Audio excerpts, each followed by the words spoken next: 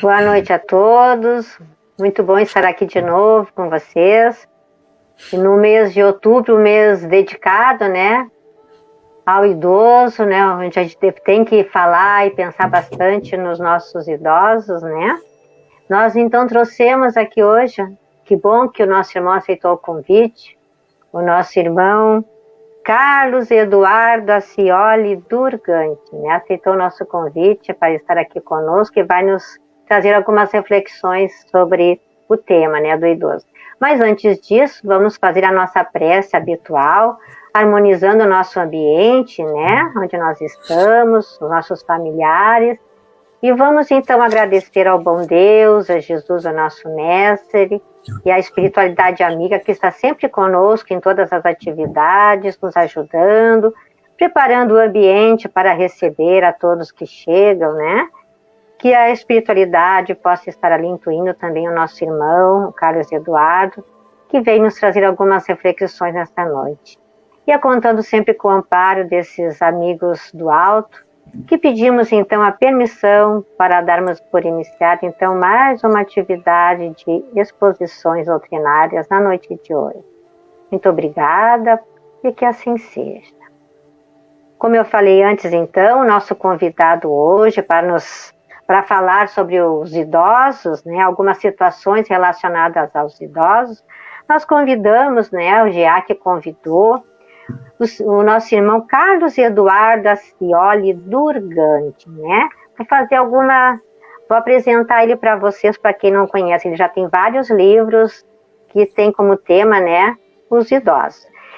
O senhor Carlos Eduardo, né, ele é médico geriatra, professor do curso de pós-graduação em saúde e espiritualidade da Universidade de Caxias do Sul, diretor do departamento editorial da Associação Médico Espírita do Brasil, secretário da Associação Médico Espírita do Rio Grande do Sul, trabalhador da Sociedade Beneficente Espírita Bezerra de Menezes de Porto Alegre, e autor e organizador de diversos livros na área de envelhecimento humano, saúde integral e espiritualidade, tá?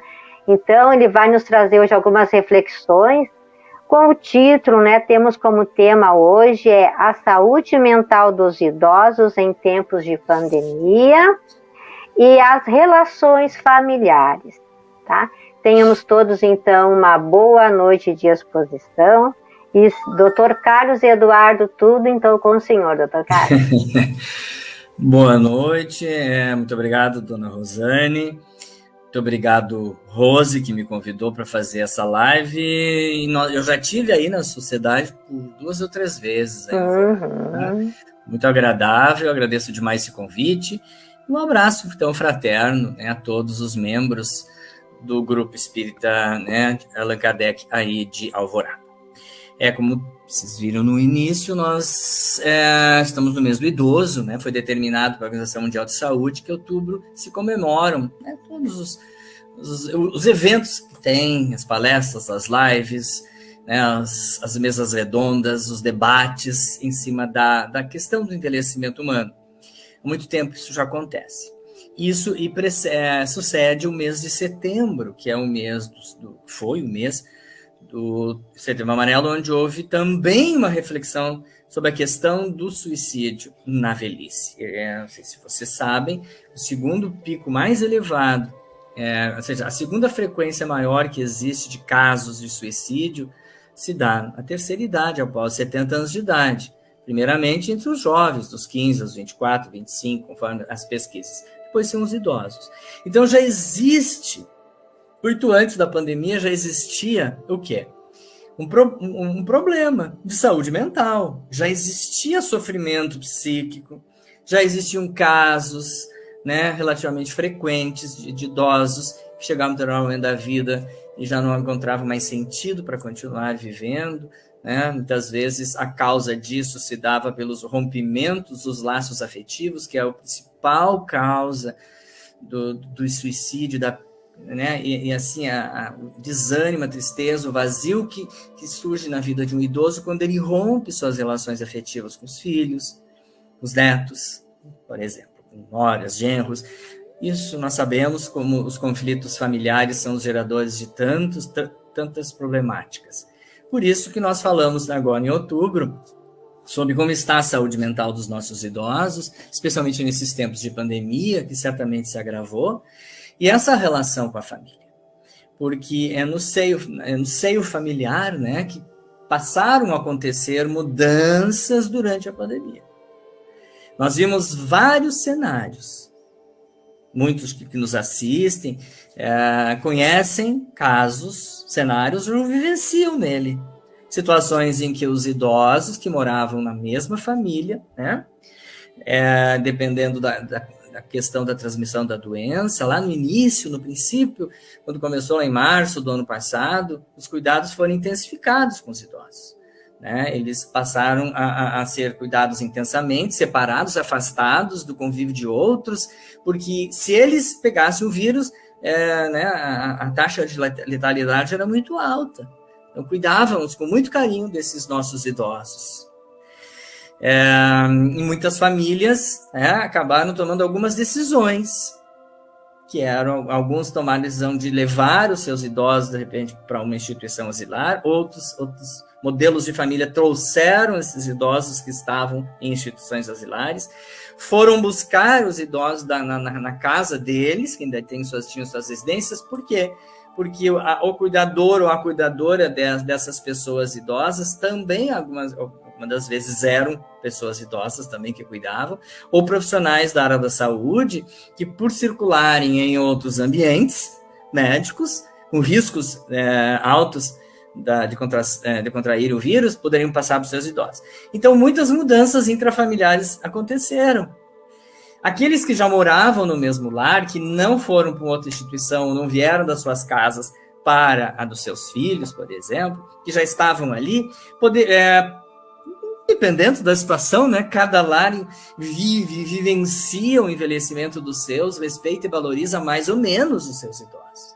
Mas em determinados lares, né, aumentaram os conflitos, porque as pessoas acabaram ficando mais tempo em casa, nós vimos isso, os filhos, os netos, porque as aulas passaram a ser dentro de casa, o trabalho passou muitas vezes a ser dentro de casa.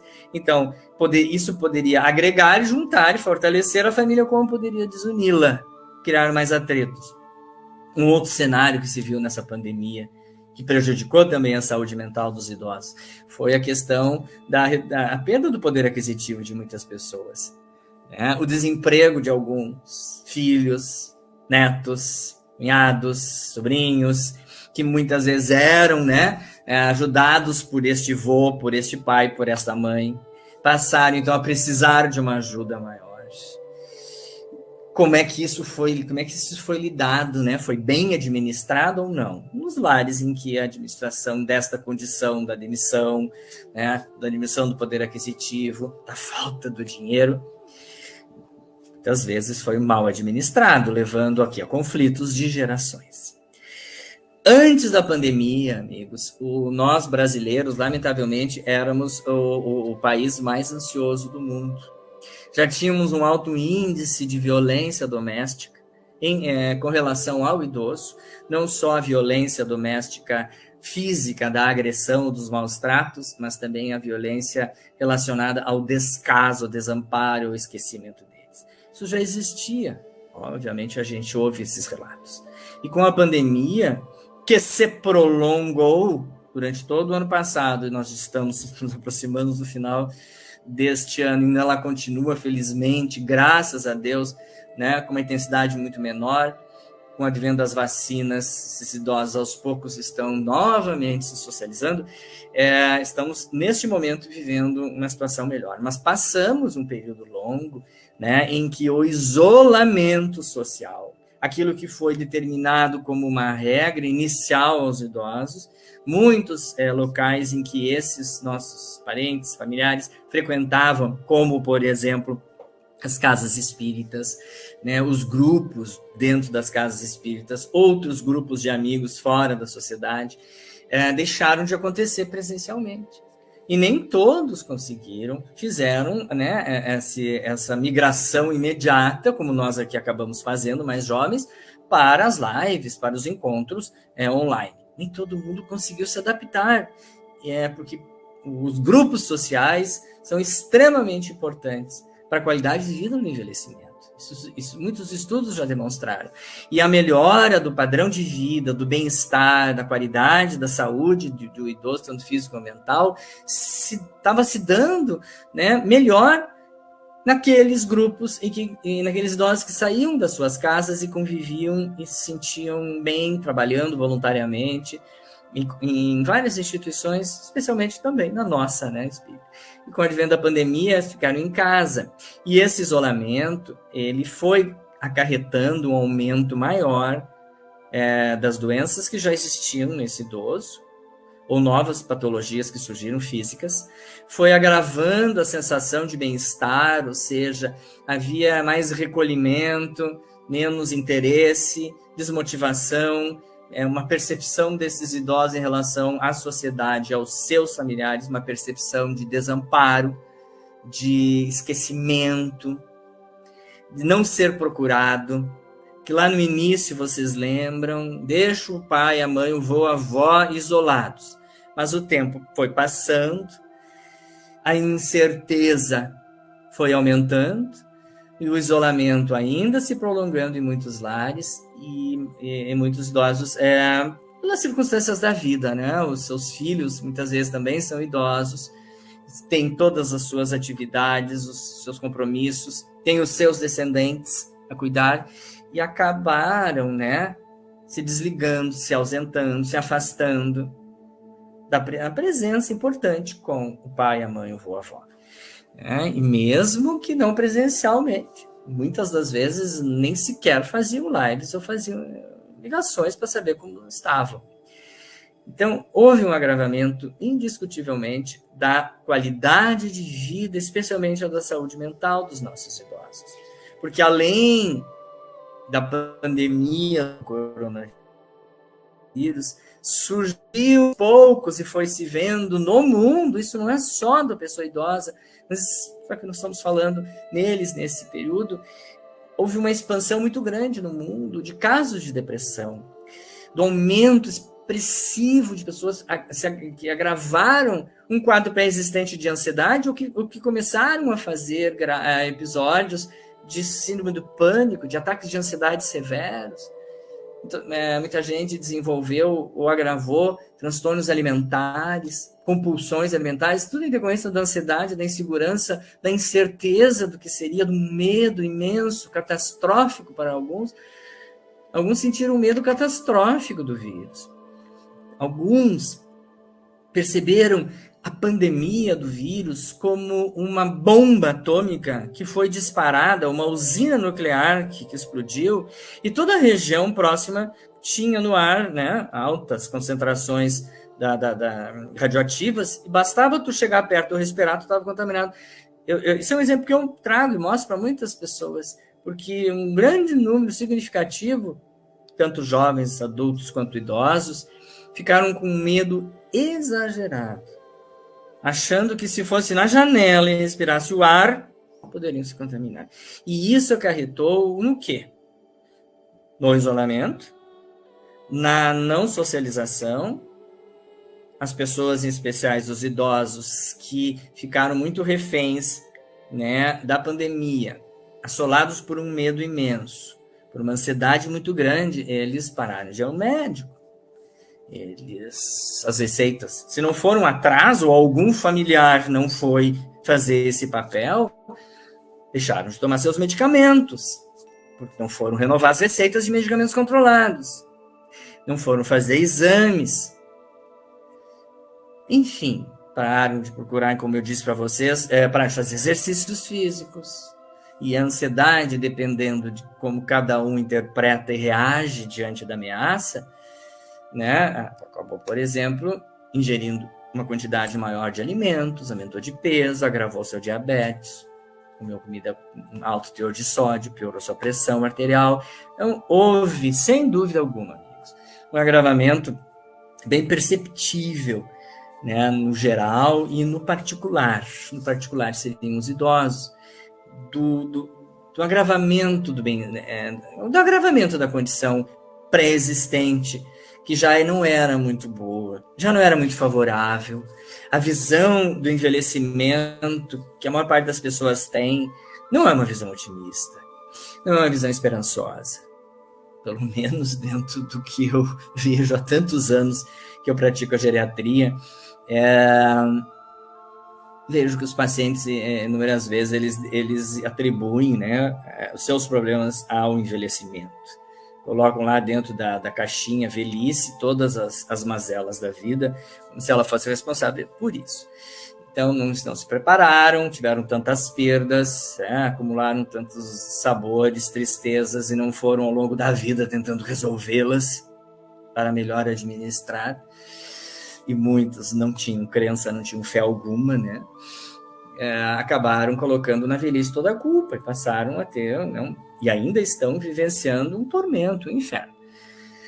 Então, a saúde mental da nossa população brasileira está envelhecendo, já não era muito boa, porque há uma valorização menor do idoso dentro da nossa sociedade, há menos espaço para eles terem oportunidades ainda de expandir, né, as suas capacidades e habilidades. A velhice, existe uma terminologia chamada velhice consciente, que velhice consciente significa a capacidade que a gente tem de perceber que existem ganhos na velhice e existem objetivos ainda a serem buscados, né, projetos a serem trabalhados para serem colocados em prática. E se a gente percebe que na velhice existe ainda algo para ser produzido, ela é uma velhice consciente, uma velhice, né, bem-sucedida, como costumeiramente a gente fala. Então houve isso, houve indiscutivelmente esse abalo, principalmente pelo prolongamento da nossa pandemia.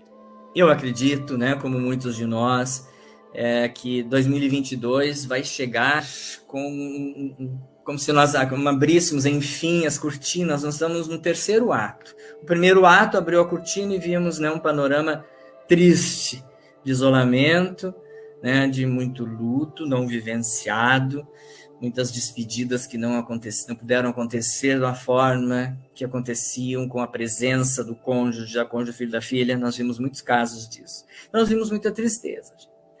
Passou o ano de 2020, entramos em 2021, abriu-se de novo a cortina daquele teatro e o cenário não foi bom nesse segundo ato.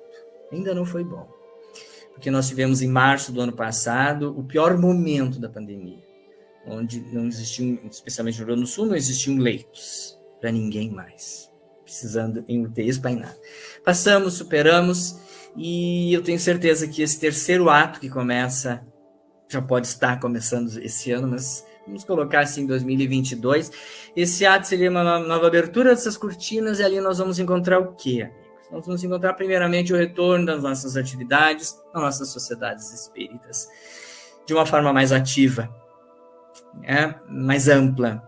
Já está acontecendo este ano. A sociedade que eu participo, que eu sou conselheiro aqui, o Bezerra de Menezes, em Porto Alegre, relativamente as atividades estão voltando. Já em outubro e novembro vai ser um retorno, e o Natal. Talvez o Natal vai ser um Natal muito diferente. Ainda usaremos máscaras, ainda teremos todos os cuidados para não ter essa doença.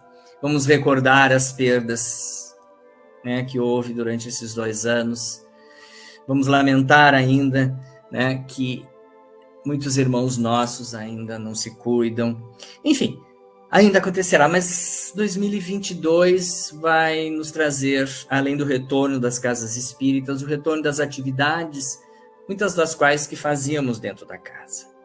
E aí eu aguardo com muita expectativa que voltem realmente as atividades de terceira idade, os grupos sociais que ajudam demais as pessoas reunidas juntas umas com as outras, trazendo os seus problemas comuns, porque nessa nossa caminhada evolutiva neste planeta, as nossas problemáticas são quase as mesmas, amigos. as nossas famílias lidam com as adversidades, né, com os desencontros entre os familiares, os descendentes, os conflitos, isso acontece. De diferente natureza, de que contexto for, mas se vivencia ainda na maior parte delas. E com o retorno da nossa atividade na casa espírita, é a grande oportunidade do exercício, né? O exercício daquilo que nós aprendemos através do Evangelho, o exercício das virtudes cristãs, que vai fazer com que a gente não reclame da nossa vida, não só questione, não só critique, não se ponha numa posição de vítima, mas veja que todos, em diferentes modos, enfrentaram perdas, limitações com a pandemia. E olhar com mais carinho para a nossa população idosa, que pede, que suplica, que seja mais vista e ouvida.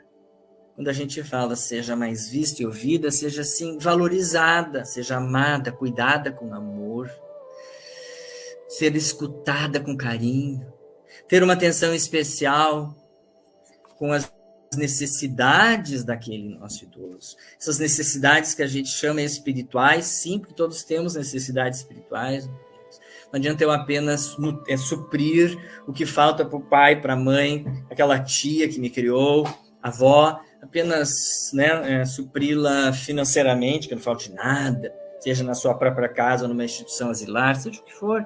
Não apenas isso, mas a minha presença amorosa, o meu tempo que eu poderia dar ouvindo, não tem. Então, esse tipo de necessidade que o idoso mais precisa, são as das dores da alma, as dores que surgem pela solidão, as dores que surgem pelo esquecimento, pela falta do convívio. Estas dores não adianta tentarmos resolvê-las, saná-las, anestesiá-las com bens materiais. Não.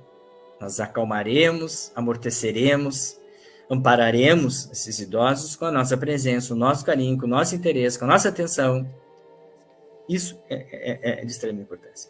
Então, nessa questão do sofrimento psíquico, entra indiscutivelmente uma dimensão que faz parte da saúde total, global, como a gente fala. Existem várias dimensões da saúde humana.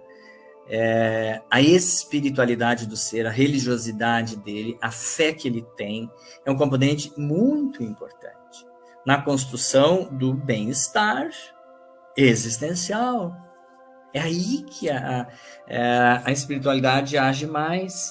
E na velhice, nós vamos observar no envelhecimento que há muitas ou sucessivas perdas ou modificações ou transformações do status físico, social, econômico do idoso.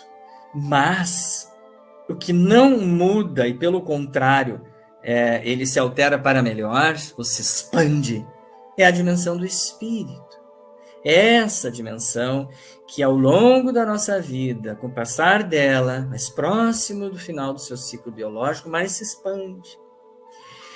Então, é muito importante que o idoso tenha essa crença, que tenha uma crença em algo maior, no caso, que ele, siga a doutrina espírita ou qualquer uma outra crença, porque se sabe muito bem que a espiritualidade, a fé, à medida que a gente vai envelhecendo, ela ocupa um lugar assim, central na vida da imensa maioria das pessoas, especialmente ela ocupa um espaço muito importante nos idosos. Agora, essa crença ela tem que ser vivenciada. Quando ela é vivenciada, quando ela é um bem inalienável, quando ela é extremamente importante para mim, ela vai fazer uma diferença fundamental na forma com que eu encaro as adversidades, as perdas, a dor, o sofrer, inerentes ao meu processo de envelhecimento. E nós costumamos muito falar sobre resiliência, né? Resiliência é uma palavra muito usada hoje, a chamada resiliência psicológica, que seria, na verdade, resiliência muito tem a ver com a nossa capacidade de superação, capacidade de nos adaptarmos. Adaptação, essa é uma palavra essencial.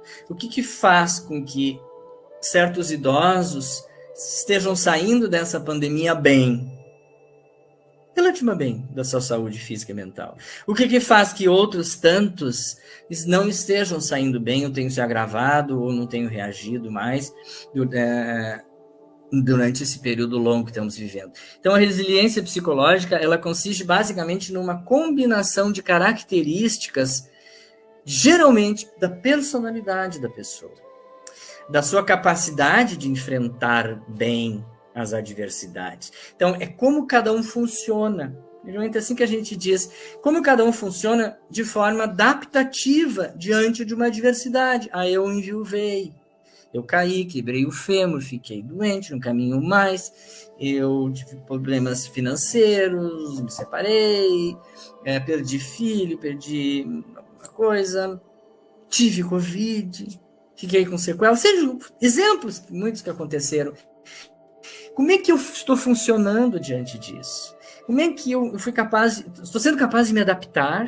Eu estou conseguindo, e ao final dessa situação, eu estou conseguindo passar por ela, sair fortalecido, ou estou saindo com sequelas, ou estou saindo incapaz? Então, quem tem resiliência, é uma pessoa resiliente, é essa pessoa que tem características intrínsecas, principalmente, que a fazem ser mais forte, enfrentar mais. Então, a gente vai ver o que faz com que, por exemplo, que fatores seriam esses. Aí nós temos, principalmente seria o afeto, as pessoas mais afetuosas, mais amorosas, as pessoas mais otimistas, as pessoas mais altruístas, mais voluntárias, mais empáticas, as pessoas que já enfrentaram situações na vida iguais ou semelhantes, que já tiveram um background, que a gente usa essa expressão, eu já tive uma experiência pregressa que me disse, eu passei por isso, eu venci, então eu tenho algo em mim que me diga que eu vou vencer. E a questão da fé, gente, da religiosidade, da espiritualidade, é uma das características muito presentes e marcantes nas pessoas que conseguem reagir bem diante das adversidades. Então, esta fé, essa crença, ela precisa existir em nós como um bem valioso que temos. Não basta apenas termos uma crença muito superficial, uma fé ritualística, enquanto está tudo bem, eu acredito em Deus, na Nossa Senhora, nos espíritos, os benfeitores, mas na medida em que eu perca algo, eu sofra um abalo, que eu seja afetado por alguma coisa ou os meus, essa minha fé balança. Eu duvido, ou eu me revolto, ou eu não encontro paz, não encontro tranquilidade dentro de mim, amparo e força. Então, a fé vivenciada, ela tem esse valor muito grande. Então, cada idoso, cada idosa, que diante das adversidades, das situações inerentes a essa pandemia, que está sendo ainda, um envolvimento coletivo, que no início atingiu muitos idosos, mas que agora, felizmente, eles já estão há muito tempo todos vacinados, estão recebendo dose de reforço, já estão podendo sair de casa, retornar suas atividades sociais, culturais, espirituais. E é isso que a gente tem que fazer. Retornar aos grupos gradualmente, à medida em que eles começarem a funcionar, reencontrar as pessoas, abraçá-las na medida em que for permitido fazer. Se ainda não for possível, sentir, estar próximo, ouvir o que cada um passou, como reagiu, como enfrentou a sua batalha íntima diante desse flagelo corretivo, importante para o planeta, que precisaremos ainda introjetar isso e expulsar de dentro o ódio, a vingança, a raiva, a indignação, a tristeza, que para muitos esse é o sentimento que ainda vive. Espero que a fé, a crença, a prática das virtudes do Cristo modifique esse estado de espírito que alguns ainda vivenciam. Então, amigos queridos, já está quase na hora, até passou um pouquinho, falta um pouquinho. Então, assim, não há dúvida que houve um agravamento da qualidade de vida dos idosos nesse período de pandemia.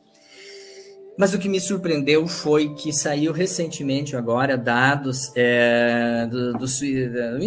dados, né, que foram publicados sobre o suicídio no ano de 2020, os números do suicídio no Brasil. Houve menos casos, ou houve uma estabilização dos casos de suicídio em relação a 2019. Então, assim, não aumentou o número de casos de suicídios idosos, felizmente. E um outro dado que me surpreendeu, que foi que os adolescentes se suicidaram menos. Porque o que aconteceu em grande parte das famílias foi o convívio dentro de casa. Os vários familiares convivendo juntos, começaram a observar sinais que alguns adolescentes vinham dando, né, de frustração com a vida, de pensamento, de suicida, e se anteciparam e detectaram casos assim, e socorreram a tempo. Então, a pandemia, apesar de uma série de coisas que trouxe de prejuízo, ela também acabou acarretando uma certa proteção em certos lares. Então, amigos, agradeço, né, Ana Rosane, Rose, a oportunidade de falar a todos, e que, assim, nesse mês de outubro, que é o mês do idoso, a gente está ouvindo frequentemente as lives e tudo aquilo que está sendo feito em decorrência a eles. Nós estamos vivendo a década da saúde e do envelhecimento. A Organização Mundial de Saúde colocou 2021 a 2030 como a década da idade saudável, do envelhecimento saudável. Muito está sendo feito para que muito está sendo investido para valorizar, dignificar esse período tão importante da vida humana. Não esqueçamos nós espíritas, que é um período que precede, né, a nossa ida à segunda etapa da nossa vida, lá que saímos de uma física e iremos para a espiritual. Ela é extremamente necessária para a expansão do espírito, das virtudes do espírito. Então, aproveitemos o máximo, não nos entreguemos diante das dificuldades, busquemos ajuda e amparo, recursos que nos ajudem a passar por esse período que muitos vivenciaram, ainda estão vivenciando, e com a graça de Deus, sabendo que está muito próximo do fim ou de uma atenuação. Isso que nos traz conforto, alegria. Em breve, né? Estaremos novamente convivendo dentro do possível, muito próximos um ao outro. Agradeço, uma boa noite a vocês e muito obrigado. Nós, então, que agradecemos ao senhor Dr. Carlos Eduardo por estar conosco, por ter aceitado o nosso convite e trazer essas reflexões, né, tão importantes em relação ao idoso, né? Sim. E que possamos, através delas, melhorar a nossa visão com relação aos idosos, né? E, de uma certa forma, vamos nos esforçar para chegarmos também, né, o mais distante possível, ficando mais velhinhos e velhinhos, né? Através das suas reflexões aí que o senhor nos trouxe, da saúde, né, do nosso bem-estar, da nossa maneira de viver. Então, queremos agradecer, então, pelas suas palavras. Então, vamos fazendo a nossa prece de encerramento, então, nessa noite, convidando a todos, mais uma vez, para levar os seus pensamentos, né, e agradecendo a Deus pela oportunidade que nos deu de podermos estar aqui nessa noite, ouvindo essas reflexões que o Dr. Carlos nos trouxe, que possamos, através dela, olhar de uma maneira um pouquinho diferente, né? O nosso idoso, aquele que está conosco agora, nesse momento da pandemia, como o doutor falou, muitos chegaram até o nosso lar, foram trazidos para ficarem mais perto de nós, para ficarem mais protegidos, e que nós possamos, então, assim, tendo esse olhar, né, com o nosso idoso, fazer aquilo que Jesus tanto pede para nós, né? Amar o nosso próximo como a si mesmo, né? Estamos naquela família, fazemos parte, não sabemos porquê, mas estamos ali para nos amar, né? Isso. E aprender com todas as situações que ocorrem dentro daquela família. Então, que possamos começar pela nossa criança, que vai crescendo e vai ficando, de uma certa maneira, vai chegando, né? Na idade mais ficando mais assim, mais idoso, né? Vai ser chegando uma idade mais avançada, como a gente costuma dizer. Que possamos acompanhar esses momentos tão preciosos da nossa existência. Então agradecemos a Deus, ao nosso Pai, a Jesus, ao nosso Mestre, por tudo que aprendemos nesta noite. E agradecemos a espiritualidade amiga que esteve conosco, nos amparando, nos intuindo, que possamos todos nós termos uma boa noite de sono, junto dos nossos idosos, que tantas histórias, tantas coisas têm para nos contar, né? De uma vivência muito grande, de uma experiência muito grande, que nós podemos, né, que nós possamos aprender com todos eles. Então, agradecidos ficamos. Esteja conosco, Pai amado e Mestre, hoje e sempre. Muito obrigada e que tenhamos uma boa noite. E que assim seja. E assim seja. Muito obrigado. Obrigada, doutor. Uma boa noite.